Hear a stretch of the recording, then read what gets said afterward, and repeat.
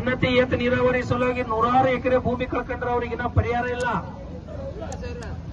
ನೂರಾರು ಕುಟುಂಬಗಳು ಊರೇ ಖಾಲಿಯಾಗ್ಯಾವ. ಆದ್ರೆ ನಾವ್ ಈ ಸದ್ದ ಒಂದು ಚಪ್ಪಾಳೆನ ತಟ್ಟಬೇಕು. ನನ್ನ ಮನಸ್ಸಿನಾಗ ಬಹಳ ಕಾಣಿಸ್ತದ.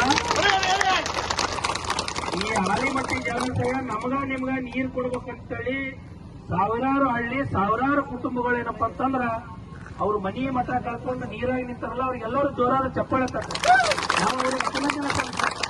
ನಾನು ಇವತ್ತಿನ ದಿನ ಈ ಆಲಿಮಟ್ಟಿ ಜಲಾಶಯ ಮುಂದೆ ಏನಪ್ಪಾ ಅಂದ್ರೆ ಇವತ್ತಿನ ದಿನ ಈ ಭಾಗದಲ್ಲಿ ಇರ್ತಕ್ಕಂತ ಎಲ್ಲಾ ರೈತರಿಗೆ ಭೂಮಿ ಕಳ್ಕೊಂಡಂತರಿಗೆ ನಾನು ಕೃತಜ್ಞತೆಯನ್ನು ಸಲ್ಲಿಸ್ತೀನಿ.